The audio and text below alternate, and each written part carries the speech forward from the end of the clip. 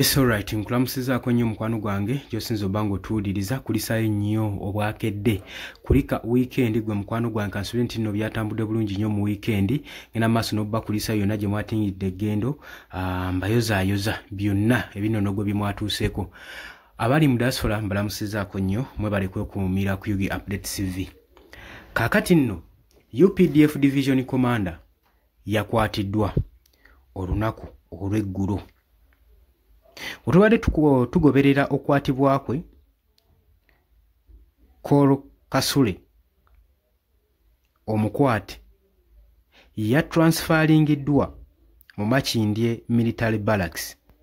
Eyo nno gye bakyamukuumidde paka n'akakati era eyo gye bamuteeredde mu detention nga okunoonyereza we kugenda mu maaso gwe mukwano gwange ali yampuliriza. Source ezenjawulo zimaze okuba nga zikikonfaminga nga Col James Kasule ng'onono second Deputy Division Commander mu Uganda People's Defence Force UPDF amaze okukonfamingibwa nga we yakwatiddwa asobole okuba nga ayambako okunoonyereza investigation egende mu maaso ku armed robbery ne kidnapping. Ono nno alangibwa okuba nga ogw'obubbi saako n'ogw'okuwamba nga batagetinze mu ddiiru eyabadde ekolebwa mu Mubende district eya Gorodi. Okusinziira ku security source bagamba nti nno okunoonyereza kuno kwekuusaako ku nsonga emu. Bagamba incident eno yabaddewo ku lunaku olwa Saturday oluvannyuma lwa Kolo Kasule n'akaguruupu k'abajaasi abawerako we bagenze maaso n'okwenyigira mu ddiiru eya Gorodi nga mulimu n'ensonga ezitategeerekese ez'obumenyi bw'amateeka. Bagamba nti basuubira nti ddiiru eno yabadde kwegamba eteeberezebwamu okubeeramu n'omuliri gw'ensimbi ogw'amaanyi oluvannyuma lw'okumala okutunda Gorodi mu Mubende district. Oluvannyuma lw'okumala okubiwamba ddiiru eno eya Gorodi yafosingiddwa okuba nga bakubira emikwano okuva ebule n'ebweya basobole okuba nga batransferinga ssente ku mobile money account.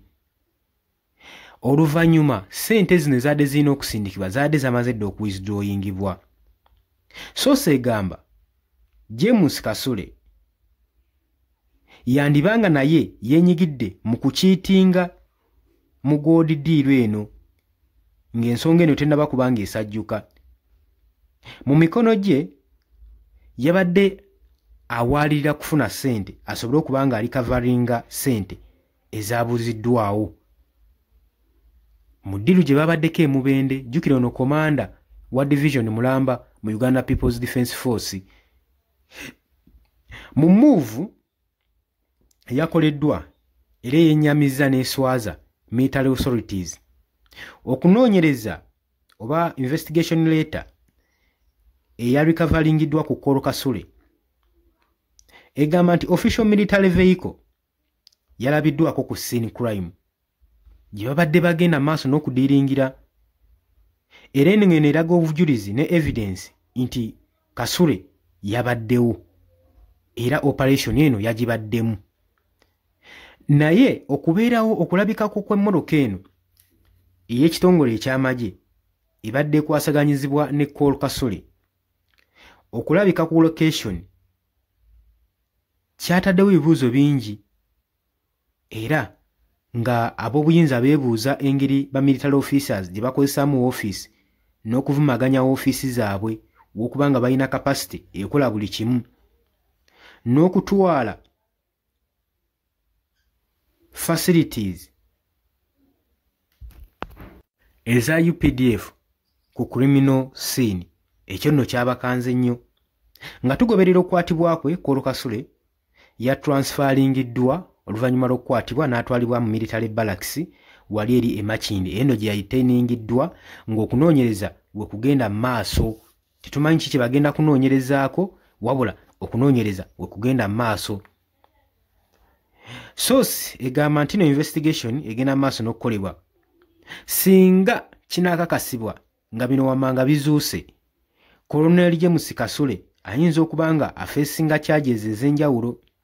Omunono mwe muli armed robbery, mwe muli kidnapping, mwe muli abuse of the office, obubbi, okuwamba saako n'okuvumaganya woofiisi eya UPDF. Okusinziira ku comment okuva mu military spokesperson, tewali kalungi kavaayo kusinziira ku komenti ze.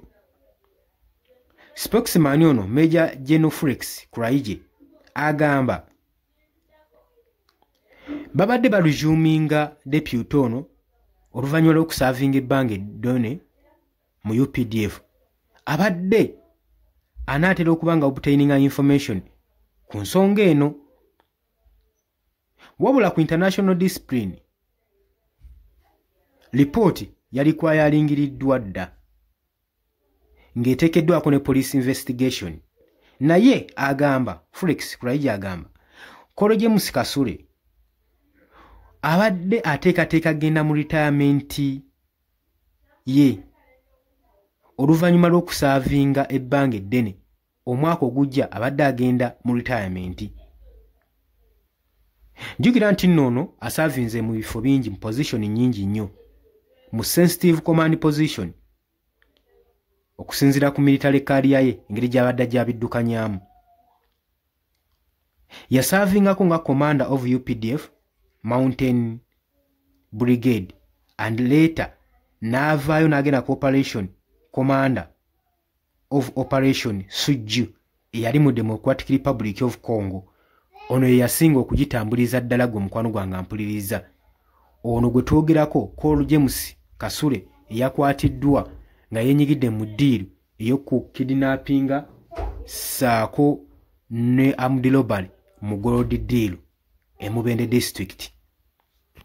Wabula kino kikanze nnyo ab'obuyinza naddala abo abali ku madaala ag'owaggulu mu UPDF olw'ensonga nti nno ebikolwa nga bino bigenda kuba nga byeyongera ebitali bya mpisa mu UPDF muli obuli bw'enguzi, emisango nga gino olw'ensonga nti nno abakulembeze ba authorities abali mu UPDF kasita bawulira nti nno bagenda ku retirement beenyigira mu bikolwa nga bino eby'ettabbu okusobola okulaba nga beegagawaza nga obudde bukyali nga retirement zaabwe tezinnatuuka.